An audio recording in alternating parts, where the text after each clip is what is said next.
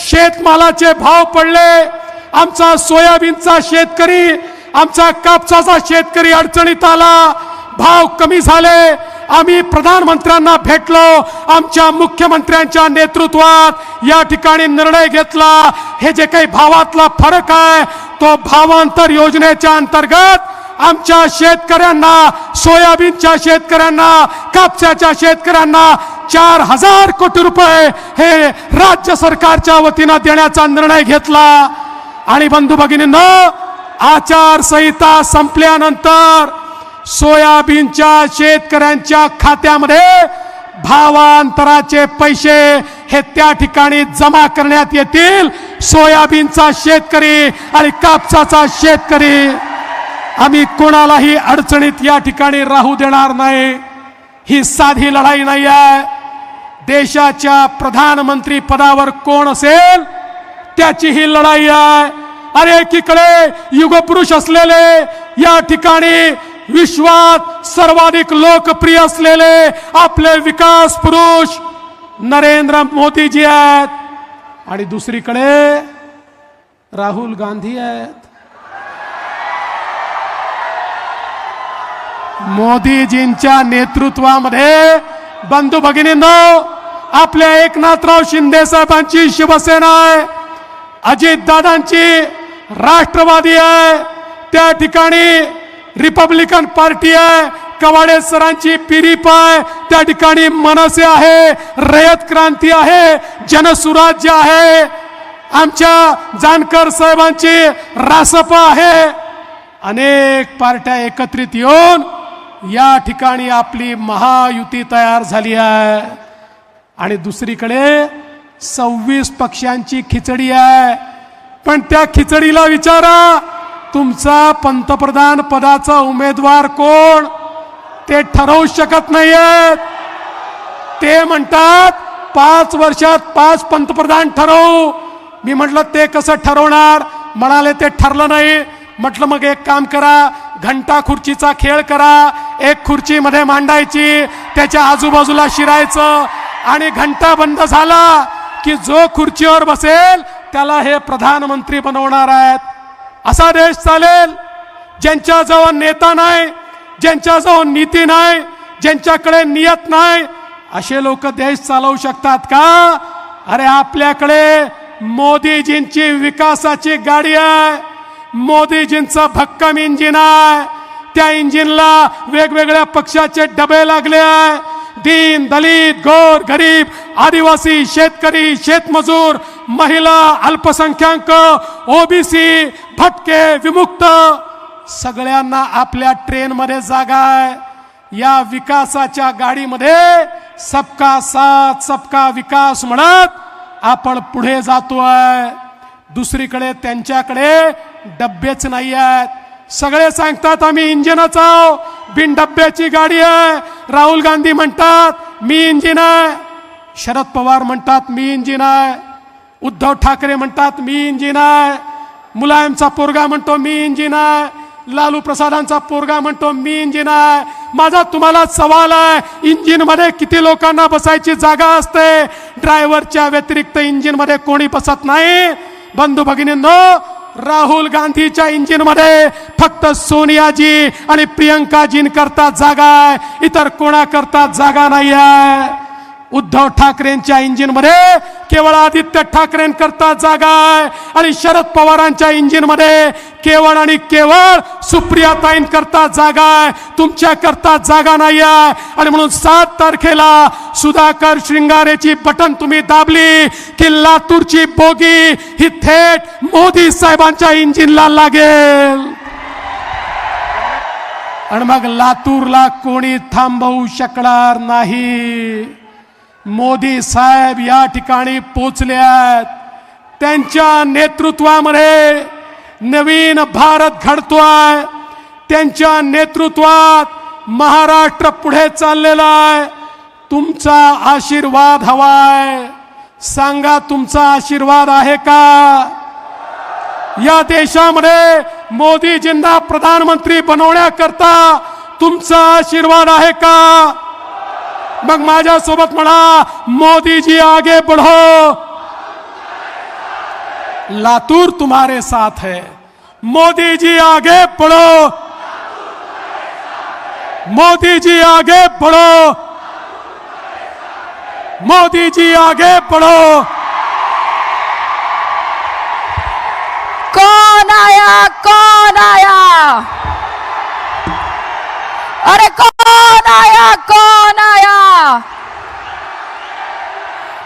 भारत माता के सुपूत 500 साल की गुलामी की जंजीरों को तोड़कर प्रभु श्री राम का मंदिर बनाने वाले, देश के सारे दुश्मनों को ईंट का जवाब पत्थर से देने वाले, 2047 तक भारत के सबसे विकसित राष्ट्र बनाने का संकल्प की नींव यशस्विता से रखने वाले, दुनिया के सबसे बड़े लोकतंत्र के सबसे यशस्वी प्रधानमंत्री माननीय नरेंद्र मोदी जी का लातूर नगरी में हार्दिक हार्दिक स्वागत करती हूं। अरे कौन आया, कौन आया? अरे कौन आया, कौन आया? अरे कौन आया, कौन आया? अरे कौन आया, कौन आया? मी महाराष्ट्राचे लाडके मुख्यमंत्री एकनाथ शिंदे जी यांना विनंती करते की त्यांनी हा मोमेंटो देऊन, मराठवाडा मुक्ती संग्रामाचा मोमेंटो देऊन आदरणीय प्रधानमंत्री नरेंद्र मोदी जी यांचं स्वागत लातूरकरांच्या वतीने करावं।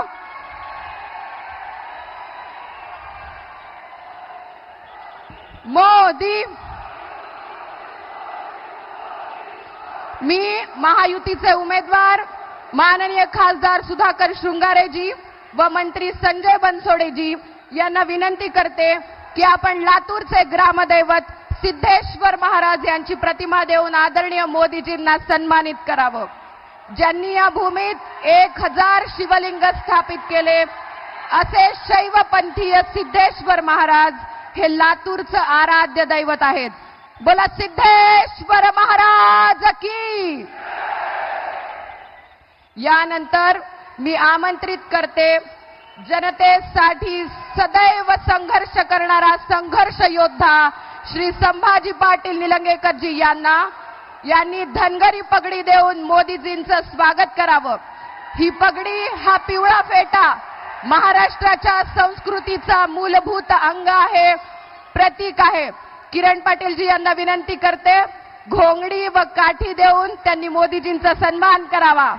प्रत्यक्ष खंडोबा ज्यावर विराजमान होतात ती ही घोंगडी पवित्रता दर्शवते, तर ही काठी महाराष्ट्राचे आराध्य दैवत विठोबा, भैरोबा, खंडोबा यांनी धारण केलेली आहे। सकल समाजाचे हे प्रतीक देऊन आपण आदरणीय मोदीजींचं स्वागत करतोय। यासोबतच आपण मोदीजींना शिवराज्याभिषेकाची प्रतिमा भेट स्वरूप देत आहोत। ये वर्ष हम पूरे देश में 350वीं शिवराज्याभिषेक दिवस की सालगिरह मना रहे हैं।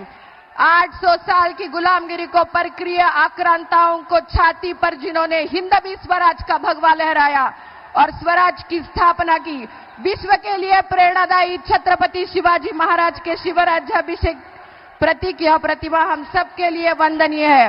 छत्रपति शिवाजी महाराज की।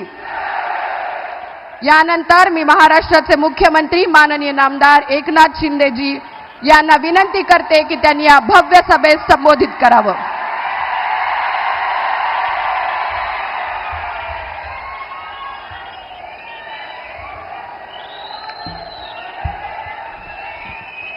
छत्रपति शिवाजी महाराज की जय भवानी। लातूरच्या या भूमीमध्ये जगातील सर्वात लोकप्रिय असे देशाचे यशस्वी प्रधानमंत्री नरेंद्र मोदीजी यांचं मनापासून स्वागत करतो, त्यांना मनापासून धन्यवाद देतो। आणि आजच्या या विराट सभेला उपस्थित राज्याचे लोकप्रिय उपमुख्यमंत्री देवेंद्र फडणवीस जी, आपले माजी मुख्यमंत्री अशोक चव्हाणजी, आपले उमेदवार सुधाकर सुंगारेजी, व्यासपीठावरील सर्व महायुतीचे पदाधिकारी आणि भर उन्हात एवढ्या मोठ्या संख्येने उपस्थित लातूरकर बांधव, भगिनी, मातांनो आणि पत्रकार मित्रांनो, मोदीजींना तिसऱ्यांदा प्रधानमंत्री करण्यासाठी लातूरची जनताही आतुर झालेली दिसतेय. त्यामुळेच आग ओकणाऱ्या सूर्याची पर्वा न करता इथं मोठा जनसागर लोटलाय आणि काँग्रेसचा पारंपरिक गड 10 वर्षापूर्वीच लातूरकरांनी उद्ध्वस्त करून टाकलाय आणि महायुतीचा नवा प्रगतीचा नवा पॅटर्न मतदारांनी या ठिकाणी सेट केलाय. लातूरचा हा जिल्हा आता महायुतीचा बालेकिल्ला झालेला आहे आणि म्हणून त्यामुळे सुधाकर राव मोदीजींच्या आणि आपल्या आशीर्वादाने तर यावेळेस नक्की विजयी होणारच आहेत.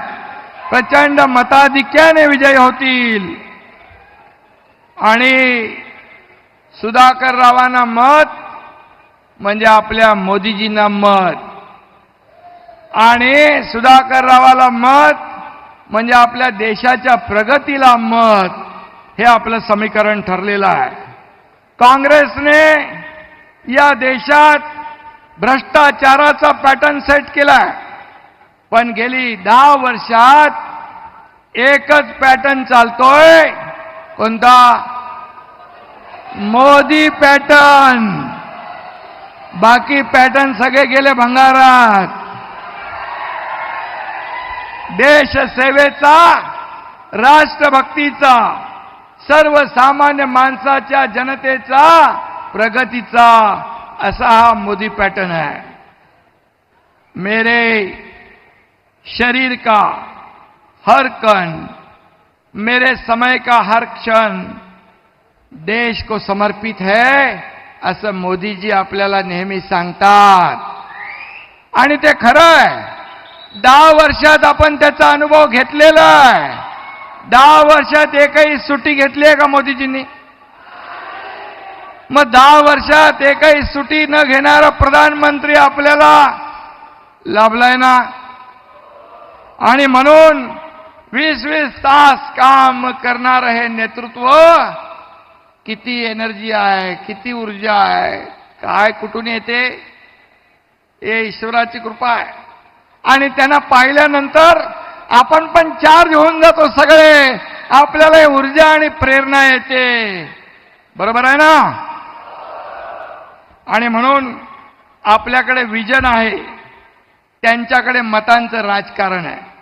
आपल्याकडे देशाच्या विकासाचा रोडमॅप आहे, त्यांच्याकडे रोडवर फिरवून देखील लॉन्च न होणारा युवराज आहे. किती फिरला, चांद्रयान लॉन्च झालं, परंतु राहुल गांधी काही लॉन्च होऊ शकले नाही. आणि म्हणून आपल्याकडे समृद्धीची धोरणं आहेत, त्यांच्याकडे न उगवणारं बेरणं आहे. आणि म्हणून 2014ची निवडणूक आठवा. 2G scam, CWC scam, space scam, कोळसा घोटाळा, अगस्टा वेस्टलँड घोटाळा, नॅशनल हेराल्ड स्कॅम, अशी घोटाळ्यांची मालिका आपण ऐकत होतो. आता काय ऐकतोय? 80 कोटी जनतेला मोफत राशन, अन्नधान्य, 10 कोटी गरिबांना पक्की घरं, 50 कोटी गरिबांचं जनधन बँकेत खातं, 26 कोटी लोकांना 5 लाख रुपयाचा आरोग्य विमा, 28 कोटी लोक जनता दारिद्र्य रेषेच्या बाहेर. काँग्रेस म्हणत होती गरिबी हटाव, गरिबी हटाव. गरिबी हटली का? गरीब हटला, परंतु खरी गरिबी हटवण्याचं काम आपल्या मोदीजींनी केलंय आणि त्यांना धन्यवाद द्यावे तेवढे थोडे आहेत. आणि म्हणून आज आपण पाहतोय भारताची अर्थव्यवस्था 5व्यावर आणली आहे, 3ऱ्यावर आणण्याचा निर्धार मोदी साहेबांनी केला आहे. आणि म्हणून सगळं वाढलं, एक्सपोर्ट डबल झालं, एफडीआय डबल झाला, सेन्सेक्सचे दर वाढले, 75,000चा रेकॉर्ड झाला. आणि किती कामं वाचणार, यादी वाचू शकत नाही. आपल्याला प्रधानमंत्री महोदयांचं भाषण ऐकायचं आहे. दुष्काळग्रस्त लातूरकरांना रेल्वेने पाणी पोहोचवलं, त्यावेळेस देवेंद्रजी मुख्यमंत्री होते, त्यांच्या सरकारमध्ये मी होतो.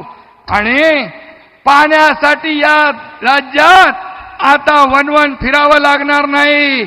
मोदीजींच्या नेतृत्वाखाली आपलं महायुतीचं सरकार, मी देवेंद्रजी, अजितदादा, आम्ही काम करतोय. 24/7 आपलं काम सुरू आहे.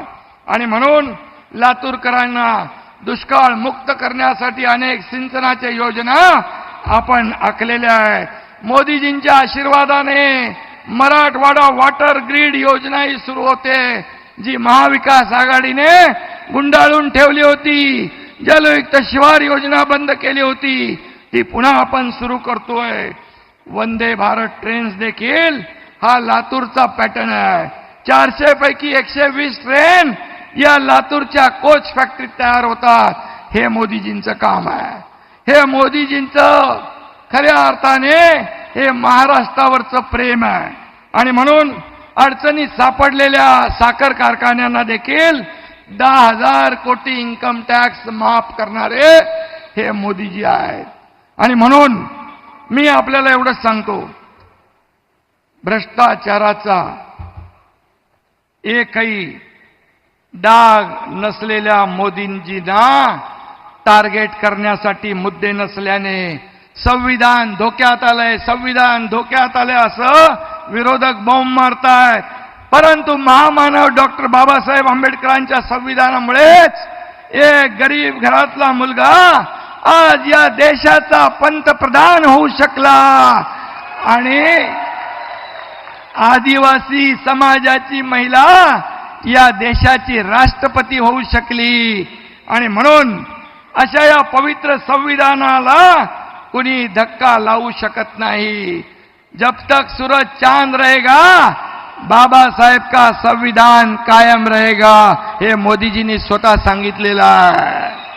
आणि म्हणून काँग्रेसने बाबासाहेबांचा पराभव केला. आज फक्त वोट बँकेचं राजकारण करून गरिबांना, दलितांना, शोषितांना फसवतात. आणि म्हणून आपण सावध राहिलं पाहिजे. आणि खऱ्या अर्थाने जे डिजिटल पेमेंट करणारे आपल्या ॲपचं नाव काय, तर खऱ्या अर्थाने भीम ॲप, म्हणजे बाबासाहेबांचं नाव त्याला दिलं मोदीजींनी. मऊ येथील बाबासाहेबांचं जन्मस्थळ, चैत्यभूमी, दिल्ली, लंडन मधले बाबासाहेबांचं घर मोदीजी विकसित करतायत. हे बाबासाहेबांच्या बद्दलचं प्रेम आहे. आणि म्हणून संविधान दिन साजरा करण्याचं काम काँग्रेसने नाही केलं, आपल्या मोदीजींनी केलंय, हे ते विसरलेत. आणि म्हणून बाबासाहेब का संविधान है सबसे महान, हर भारतवासी की वो है जान. आणि म्हणून आपण सावध राहूया. जिथं जिथं प्रचार करतात त्यांना ठोकून काढलं पाहिजे. आपण त्यांना सांगितलं पाहिजे हे चुकीचा गैरसमज पसरवत आहेत. आणि म्हणून मी आपल्याला एवढंच सांगतो की जय श्रीराम म्हटल्यावर रावणातल्या सैन्यातल्या राक्षसांना राग यायचा, तसाच राग आता या लोकांना येऊ लागलाय. तेच लोक आता मुंह में राम बगल में छुरी घेऊन फिरतायत. मतदार त्यांना थारा देणार नाहीत. जो नहीं राम का वो नहीं काम का. आणि म्हणून मी आपल्याला एवढंच सांगतो, आपण लवकरच खऱ्या अर्थाने ज्या सभा होत आहेत महाराष्ट्रामध्ये, देशामध्ये, लोक प्रचंड वेडी झाली आहेत मोदीजींच्या सभा ऐकायला. त्यांचं नुसतं हेलिकॉप्टर आलं तरी लोक उभे राहतात उठून. एवढी लोकप्रियता मला सांगा देशात, जगात कुठल्या नेत्याला लाभली आहे? आणि असा प्रधानमंत्री आपल्या देशाला लाभलाय, हे आपलं भाग्य आहे. आणि म्हणून किती काही ओरडले त्यांच्या नावाने तरी सुद्धा जेवढ्या शिव्या शाप देतील तेवढी जनता त्यांच्या साथ येते. 2014ला पण ते दाखवलं, 2019ला तर विरोधी पक्ष नेता देखील बनू शकले नाही. 2024ला तर मला वाटतं 40 वरचा एक शून्य निघेल आणि 4 राहतील की नाही माहित नाही.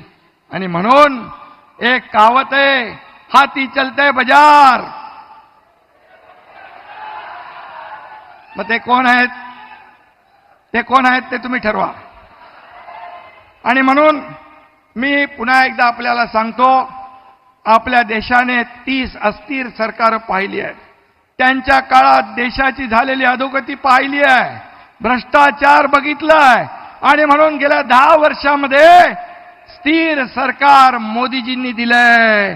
आणि म्हणून देशाची प्रगती पण आपण पाहतोय, विकासाची फळ जनता चाखतीये. त्यामुळे जनतेला या देशाला स्थिर सरकार पाहिजे. आणि स्थिर सरकार देण्याचा या मनगटात कुणाचा जोर आहे? फक्त मोदीजींच्या. कारण त्यांचा उद्देश जनतेची सेवा करणं आहे, देशाची सेवा करणं आहे. त्यांच्या नसा देश सेवा आणि राष्ट्रभक्ती या ठिकाणी भिनलेली आहे. आणि म्हणून मी पुन्हा एकदा सांगतो, अब की बार 400 पार. आणि फिर एक बार सुधाकर शृंगारपुरे यांच्या निशाणी कमळच्या समोर येत्या 7 तारखेला बटन दाबून सुधाकर शृंगारपुरे यांना विजयी करा एवढी विनंती करतो. धन्यवाद. जय हिंद, जय महाराष्ट्र, जय श्रीराम. धन्यवाद मुख्यमंत्री महोदय. जो भूमि छत्रपति शिवाजी महाराज और जगत ज्योति महात्मा बसवेश्वर जी के पदस्पर्शों से पावन हुई है, इस देश में सबसे पहले समता का विचार देने वाले जगत ज्योति महात्मा बसवेश्वर जी के पंचवचनों पे मुझ जैसे लाखों मार्गक्रमण कर रहे हैं.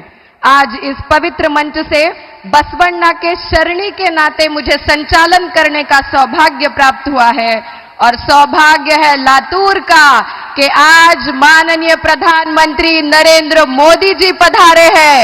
मैं नव भारत के जनक माननीय नरेंद्र मोदी जी से अनुरोध करती हूं कि वे इस भव्य जनाशीर्वाद सभा को संबोधित करें.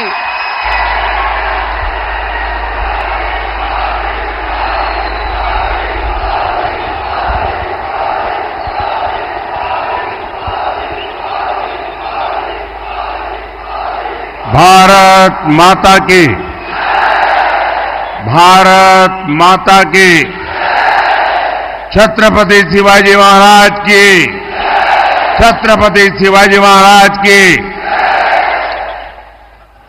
शैक्षणिक क्षेत्रात लातूरचे नाव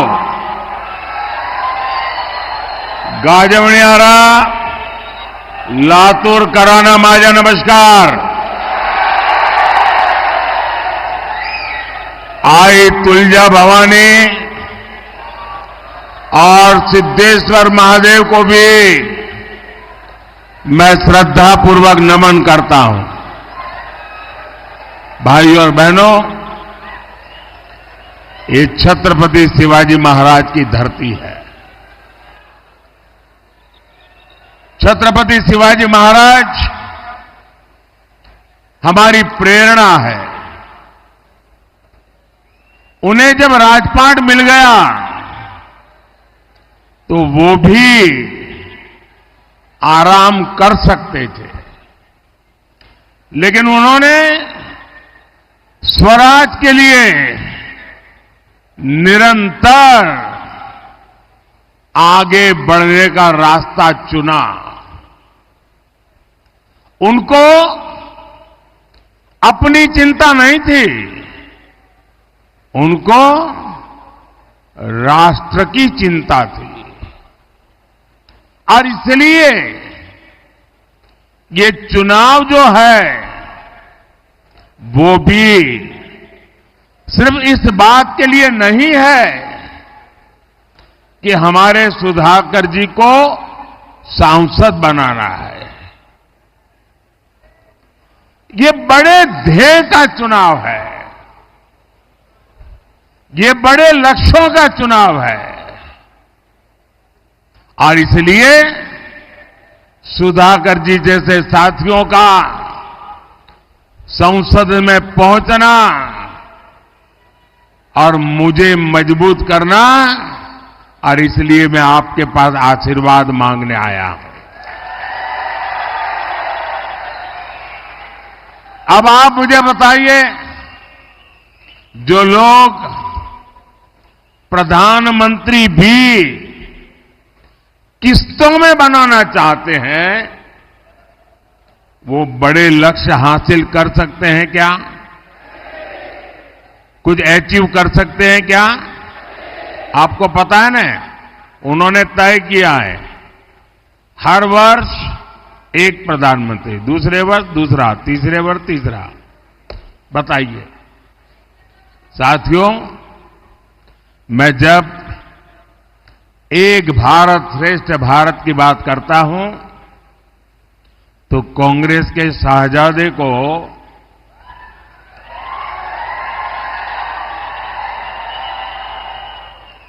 बुखार चढ़ जाता है।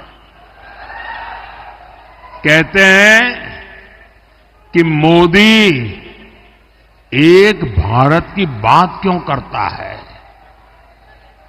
भारत को खंड खंड में देखने वाले लोग प्रधानमंत्री पद को भी खंड खंड में बांटना चाहते हैं। 5 साल में 5 पीएम का इनका प्लान, यानी बारी बारी देश को लूटने की योजना।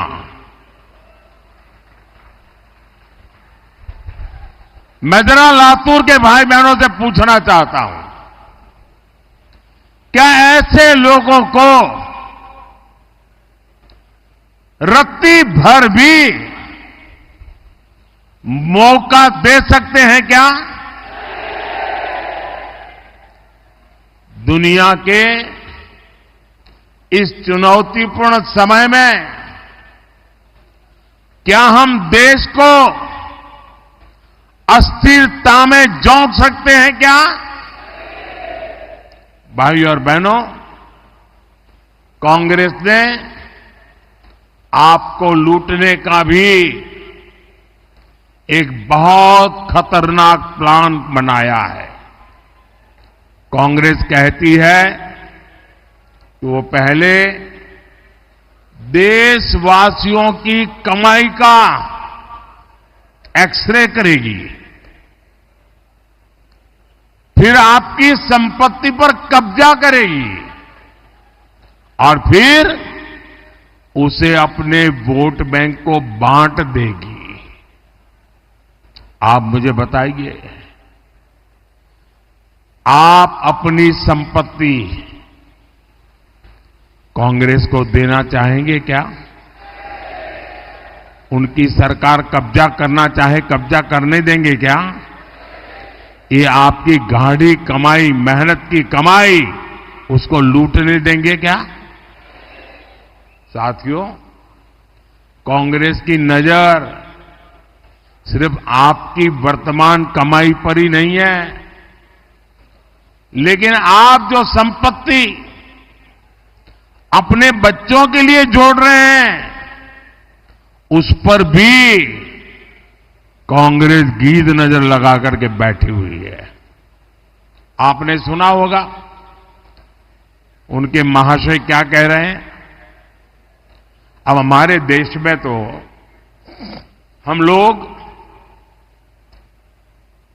खुद मेहनत करते हैं,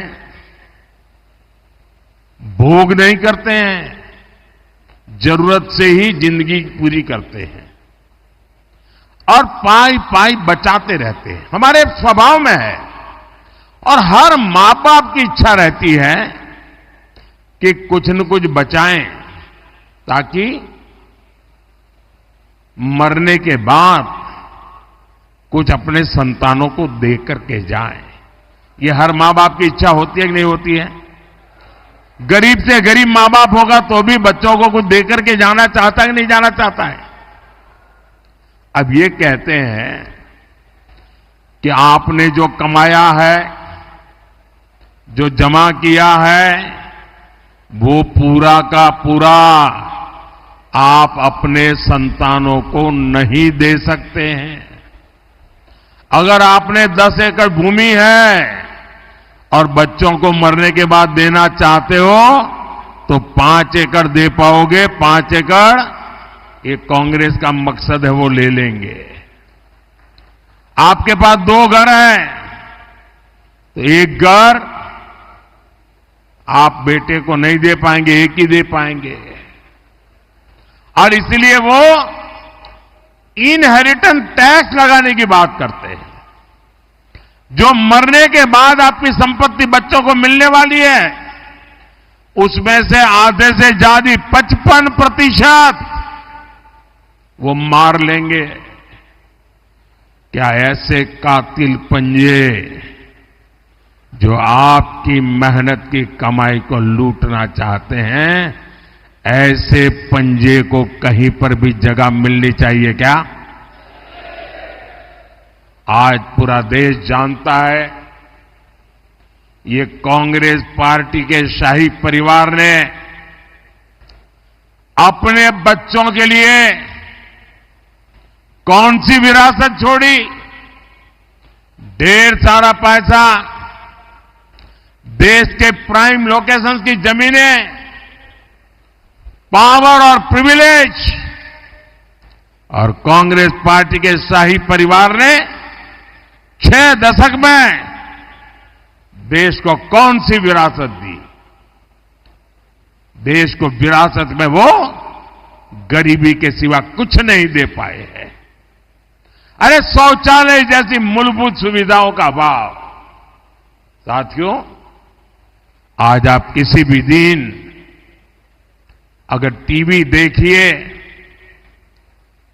अखबार उठाइए, ऐसी अनेक खबरें होती हैं जो बताती हैं कि हमारा देश, भारत कैसे तेजी के साथ आगे बढ़ रहा है। और अभी शिंदे जी कुछ वर्णन कर रहे थे। कोई न कोई सेक्टर, चाहे मार्केट हो, मैन्युफैक्चरिंग हो, स्पेस हो, डिफेंस हो, कोई न कोई अच्छी खबर, विकास की खबर, हमारे भविष्य को मजबूती देने वाली खबर, कोई न कोई नया रिकॉर्ड बनता हुआ हर दिन कहीं पढ़ने को मिलता है, कहीं सुनने को मिलता है, कहीं जानने को मिलता है। लेकिन 2014 के पहले का समय याद कीजिए, वो कालखंड याद कीजिए, और ये जो फर्स्ट टाइम वोटर है ना, जो पहली बार मतदान करने वाले हैं, उन मेरे नौजवानों को मैं खास कहना चाहता हूं। आप उस समय 8 या 10 साल के होंगे, और इसलिए उस समय क्या हाल था वो शायद आपकी स्मृति में नहीं होगा, आपके ध्यान में नहीं होगा। और आप तो गूगल की दुनिया के लोग हो, गूगल गुरु के शिष्य हो। जरा 2014 के पहले गूगल पे जाके उस समय के अखबार और टीवी देख लीजिए, क्या मिलेगा? तब आपको पढ़ने को मिलेगा रेलवे स्टेशन पर, बस स्टेशन पर अनाउंसमेंट होता था, कहीं पर मेला लगा है तो अनाउंसमेंट होता था, कहीं पर भीड़ जमा हो रही है तो अनाउंसमेंट होता था, सावधान, कोई लावारिस चीज दिखाई दे तो उसको हाथ मत लगाना, कोई लावारिस बैग दिखती है तो पुलिस को जानकारी दो, कहीं लावारिस टिफिन बॉक्स दिखता है पुलिस को जानकारी दो, कहीं लावारिस कुकर दिखता है तो दूर रहो। क्यों? उसमें कहीं बम होंगे, हाथ लगाओगे तो बम फूटेगा। पूरे देश में 24 घंटे हर महत्वपूर्ण जगह पर ये लावारिस चीजों की सूचना दी जाती थी। मैं सही कह रहा हूं, नहीं कह रहा हूं? जो पुराने लोग हैं बताइए, मैं सही कह रहा हूं नहीं कह रहा हूं? ये मोदी के आने के बाद कहां गई ये लावारिस चीजें भाई?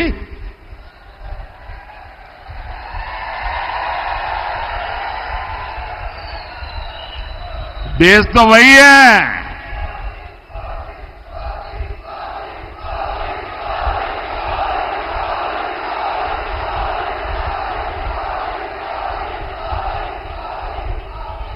उस समय, और मैं फर्स्ट टाइम वोटर को खास कहता हूं, जरा देखिए, उस समय अखबारों की हेडलाइन हुआ करती थी, दिल्ली में बम ब्लास्ट, मुंबई में बम ब्लास्ट, भारतीय पुलिस आधुनिक आतंक से निपटने के लिए तैयार नहीं।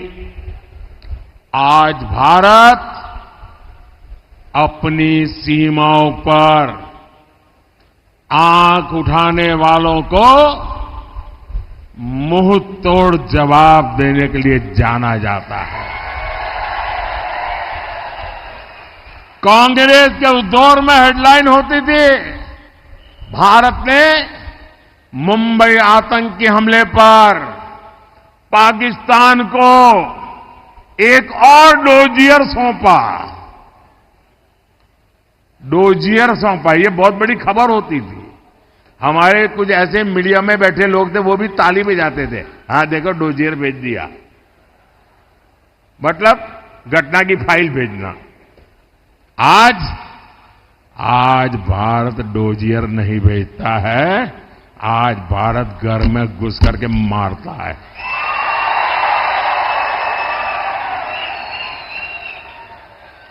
अब नए भारत की हेडलाइन होती है, मिशन एलओसी। भारत ने पाकिस्तान को सर्जिकल स्ट्राइक करके सजा दी। छपती है कि नहीं छपती है? साथियों, कांग्रेस ने अपने शासन में भारतीय अर्थव्यवस्था को तबाह करके रख दिया था। तब की हेडलाइन होती थी, विकास दर एक बार फिर गिरी। ये खबरें होती थी, ये बैठे हैं सब यहां। 25 साल में सबसे खराब जीडीपी आंकड़ा। आज हेडलाइन होती है क्या? उस जमाने में होता था। आज हेडलाइन क्या होती है? भारत 2024 में दुनिया में सबसे तेजी से बढ़ती प्रमुख अर्थव्यवस्था बना रहेगा।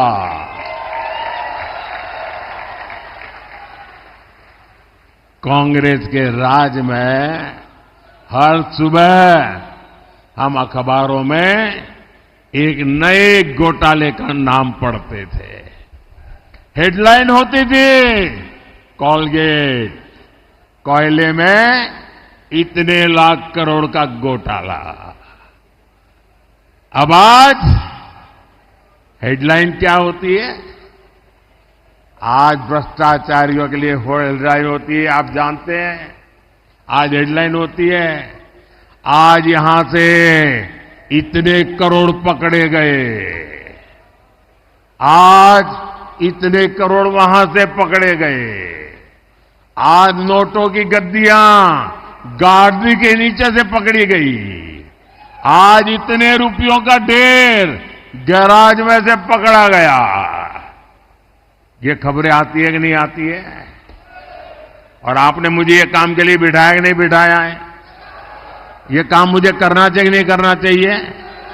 और आज ये माल लूटने वाले जेलों के सलाखे में सड़ रहे हैं जी। और मैं देशवासियों को आश्वासन देता हूं, गारंटी देता हूं, जिन्होंने देश को लूटा है, जिन्होंने देश को लूटा है, उन्हें लौटाना ही पड़ेगा।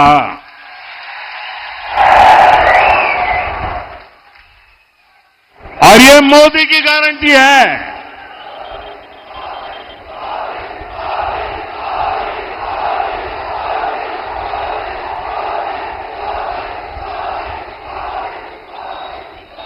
साथियों, हमारे देश के लोग हमेशा से ही परिश्रमी रहे हैं।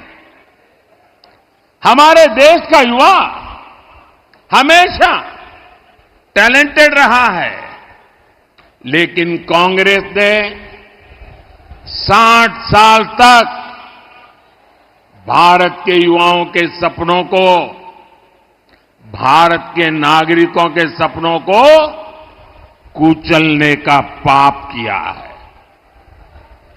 कांग्रेस ने सिर्फ एक परिवार की सोची, मोदी देश के हर परिवार की सोचता है। मेरा भारत, मेरा परिवार। मैं चाहता हूं कि देश के नागरिकों के जीवन से सरकार का दखल पूरी तरह समाप्त हो जाए, और इसलिए हम पुराने जो बेकार हो चुके कानून हैं उनको समाप्त कर रहे हैं, पुराने नियमों को आसान बना रहे हैं। पिछले साल ही हमने 40,000 से ज्यादा कंप्लायंसेस को खत्म किया। आज जब देश के नागरिकों से ये बोझ हटा है, उनके सामने से रुकावटें हटी हैं, तो वो भी हर सेक्टर में बेहतरीन प्रयास कर रहे हैं। मैं आपको स्पोर्ट्स का उदाहरण देता हूं, खेलकूद का उदाहरण देता हूं, और हमारा महाराष्ट्र को देश को नाम देता है स्पोर्ट्स की दुनिया में। हमारे नौजवान, हमारी बेटियां अद्भुत करती है जी। आज ओलंपिक में, पैरालंपिक में, एशियन गेम्स में, कॉमनवेल्थ गेम्स में, यूनिवर्सिटी गेम्स में भारत की खिलाड़ी दशकों पुराने रिकॉर्ड तोड़ रहे हैं जी। भारत के नागरिकों में आया आत्मविश्वास हमें विकसित भारत के लक्ष्य तक पहुंचाएगा।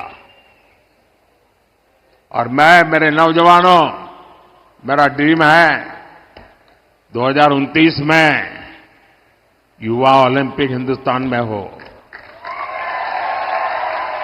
मेरा ड्रीम है 2036 में भारत में ओलंपिक का खेल हो। मोदी छोटा सोच ही नहीं सकता है जी। ये परमात्मा ने मुझे जब मैन्युफैक्चर किया ना, तो वो छोटे वाली चिप नहीं रखी है, बड़े वाली चिप रखी है।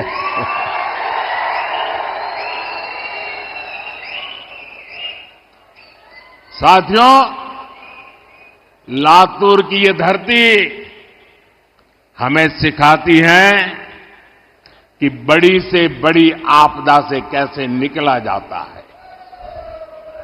हमारे देश में भी करोड़ों करोड़ लोग ऐसे हैं जिन्होंने पीढ़ी दर पीढ़ी बहुत आपदा झेली है, संकट झेली है। ऐसे साथियों के लिए ही संविधान में आरक्षण की व्यवस्था की गई थी।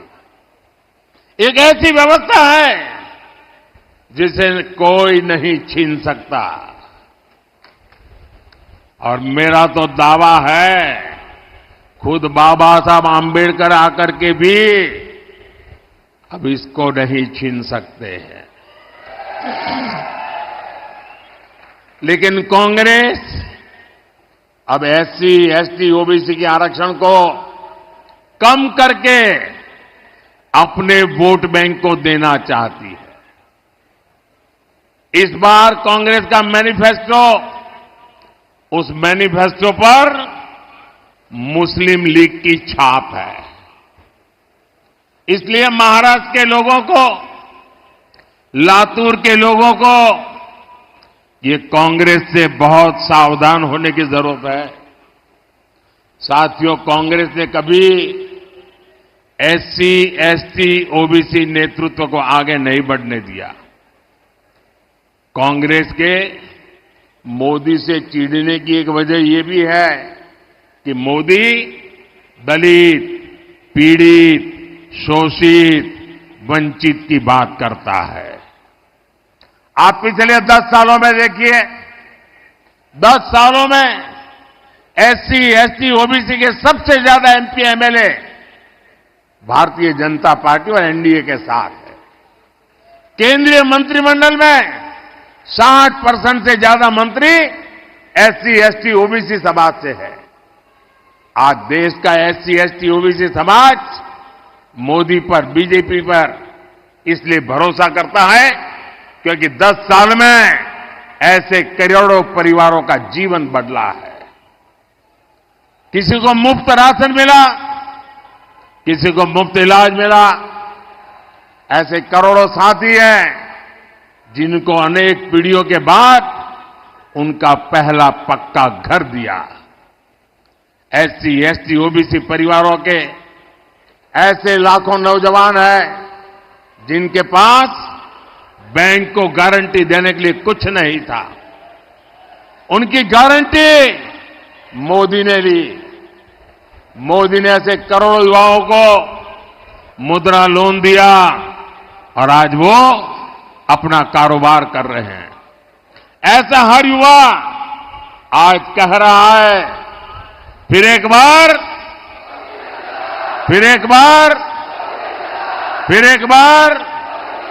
साथियों, 2014 और 2019 में आपने हमें भरपूर आशीर्वाद दिए, आपने जनादेश दिया था। हमने उसका उपयोग किसी से कुछ छीनने के लिए नहीं, बल्कि देने के लिए ही किया है।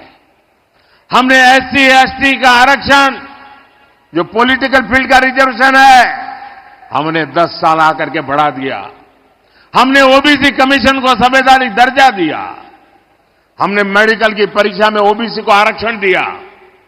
हमने आपके जनादेश का सदुपयोग करते हुए देश की नारी शक्ति की दशकों पुरानी मांग को भी पूरा किया। एनडीए ने लोकसभा और विधानसभा में महिलाओं को आरक्षण दिया। इतना ही नहीं, एनडीए ने किसी का हक छीने बिना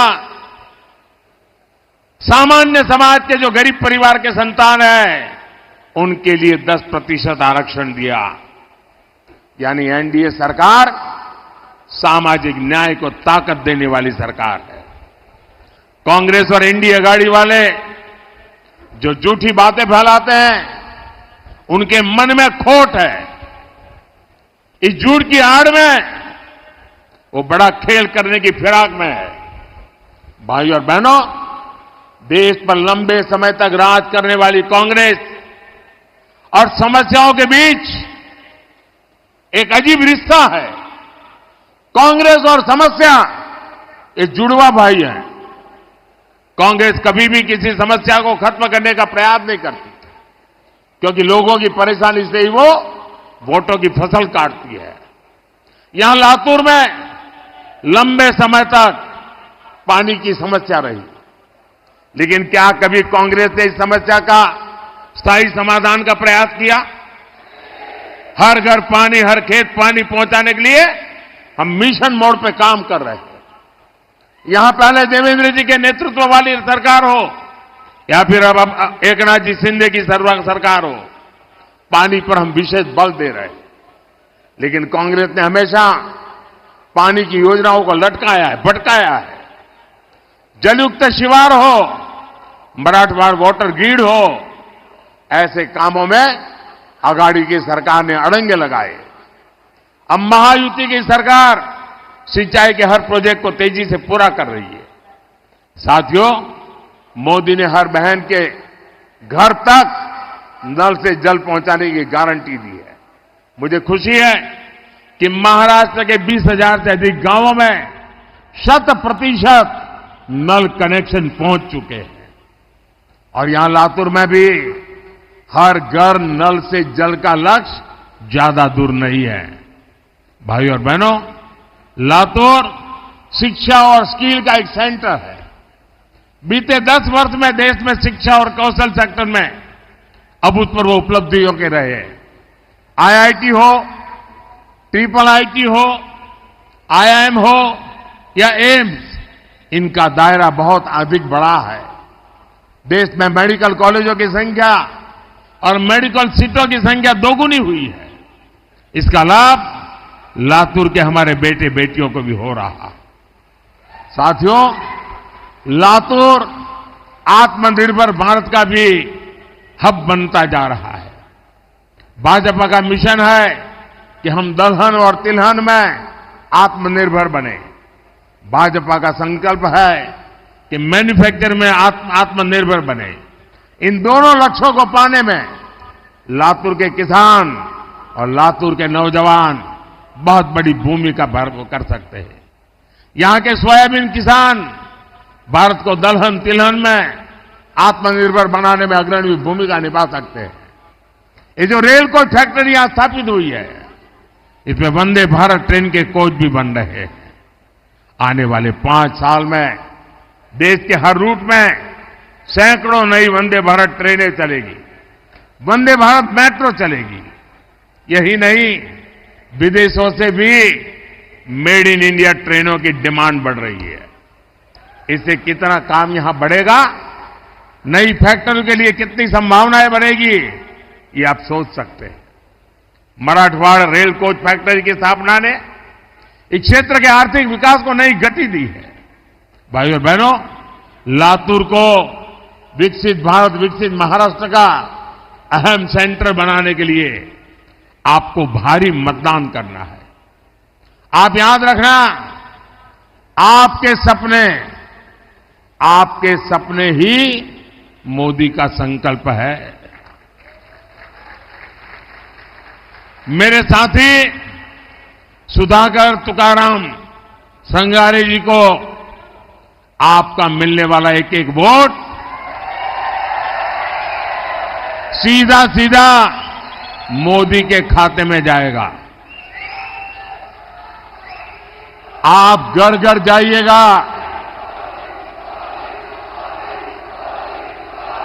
ज्यादा से ज्यादा मतदान कराएंगे, मतदान के रिकॉर्ड तोड़ेंगे, पोलिंग बूथ जीतेंगे। अच्छा, मेरा एक और काम करेंगे, घर घर जाना और परिवार के सब लोगों को कहना कि मोदी जी लातूर आए थे, मोदी जी ने आपको नमस्कार भेजा है। मेरा नमस्कार पहुंचा देंगे। मेरे साथ बोलिए, भारत माता की, भारत माता की।